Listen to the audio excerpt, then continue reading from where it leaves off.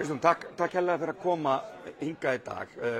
Sko, þú komst inn síðast í hvað nóvember og ég einmitt var á þeim fundi og þú sagðist vilja heyra hvað við Grindvíkingar vildum og annað. Ég er svona aðeins búinn að sakna þess að heyra frá þér, en menna betra að sendir aldrei og allt það.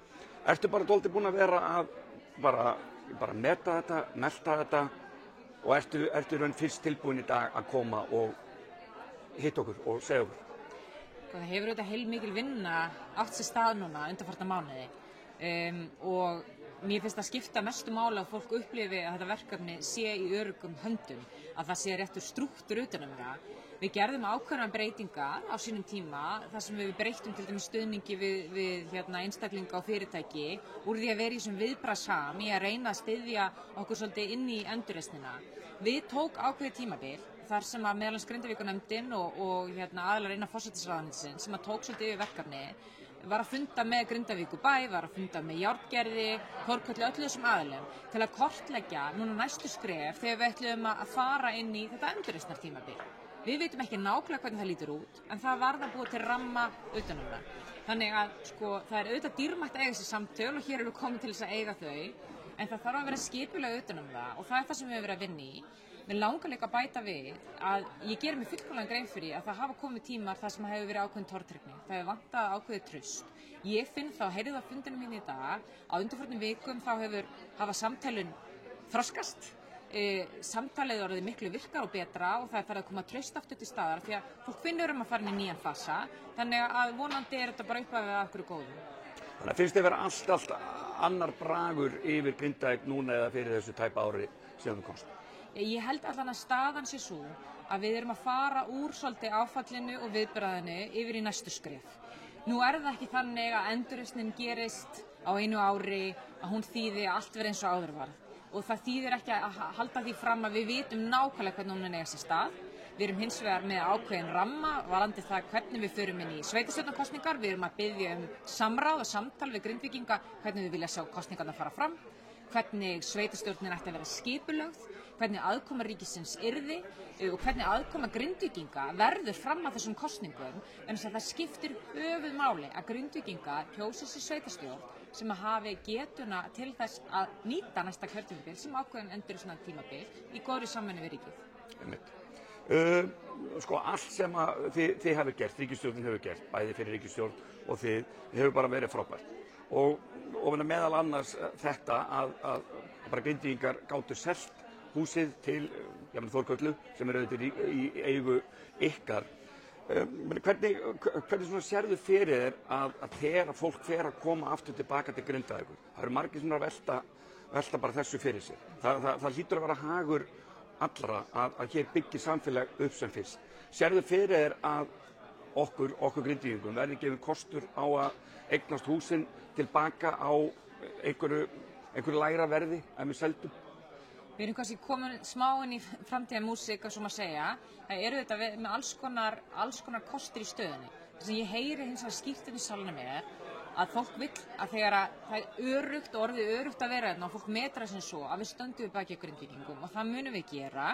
Það eru þetta endalaust að tala stöðu hættumats, skilgreiningar á því og annað, en hér er fólk að vinna eftir bestri vísindalegu getu. Við erum búin að fá hér aðila frá Alþjóðabankanum inn til þess að fara yfir tilvik erlendis frá, hvernig var hagað svona félagslegu samráði en líka vísindunum. Við vitum við erum mjög sterk í vísindunum, en eins og ég segi, við erum í svona á upphafsmetrunum á því að hefja samtali endurreisn. Ég veit að hluti af Grindvíkingum er komið aftur og það er hafin einhvers konar endurreisn.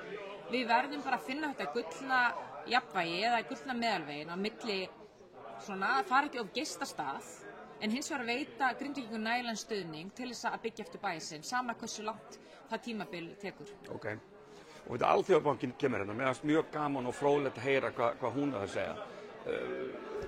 Hvernig svona sérðu aðkomu þeirra að að uppbyggingu Grindavíkur? Við erum bara að meta núna stöðuna, hvort við tökum þátt í samstarfi við Alþjóðabankann. Þau hafa líka þetta áhuga á Grindavík vegna þess að þau hafa verið að safna í sarpinn alls konar þekkingu til þess að styðja við uppbyggingu eftir hamfarir í öðrum löndum og tilvik Grindavíkur er auðvitað einstakt að mörguleita heimsvísu þó að við getum líka nýtt þekkingu erlendis frá. Þannig að eitt af því sem við erum að spyrja í þessu samráðsferli eru Grindvíkingar jákvæðir gagnvart því? Við fáum inn svona alþjóðlega aðila til þess að vera á kantinum, okkur til stuðnings og af því við viljum að það sé í góðu gert.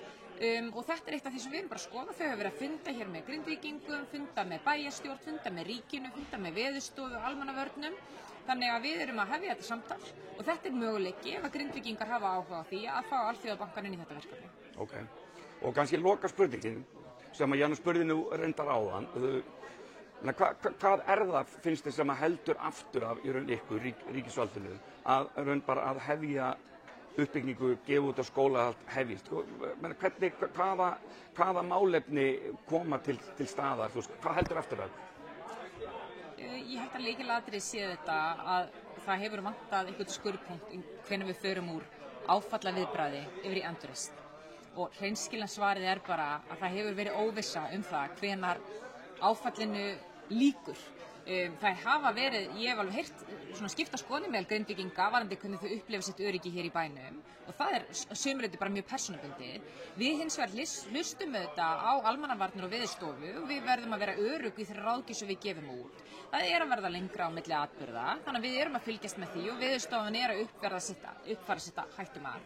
Þannig að auðvitað er það í grundvallaratriðum að það er hættustig í bænum og hættumatið sem ræður því hversu hratt við getum farið í endurreisn, en það er líka að taka breytingum út af því að atburðurinn er að breytast. Þannig að það er aldrei að vita nákvæmlega hvernig tímalínan lítur út, en það hefur mikla framfæri orðið á í þessu. Já, og bara eins og ég segi, það er mikill munur fyrir mig. Mér finnst vera annar bragur bara hérna í dag eða fyrir þessu ári. Þannig eigum við ekki bara vera bara bjartsýn á að eftir annað ár að þá verði bara nánast allt komið inn í blóma. Ég held að allir hafi lært heilmikið á undanfarnum árum. Það er gríðarleg þekking sem við byggst upp, bæði vísindarleg og félagsleg. Við erum að læra af alls konar hlutum, sums staðar hafa mistök verið gerð, annars staðar hefur gengið alveg glimrandi vel. Þannig eins og ég segi, nú er bara samráðsferli að fara af stað varðandi svona endurreisnarplani. Við þurfum að vera með skýr svör eða minnst okkur eitthvað ramma í aðdraganda sveitarstjórnarkosninga hvað er verið að kjósa. Hvað eru þeir aðilar sem að munu setjast í sveitarstjórn, hvaða verkefni eru það að taka að sig? Og þetta er það sem að Grindvíkingar þurfa núna að byrja að samtala og því fyrr sem við náum sameiginlegum þræði frá Grindvíkingum, því auðveldar fyrir stjórnvöld að vinna með Grindvíkingum. Frábært, takk hérlega fyrir.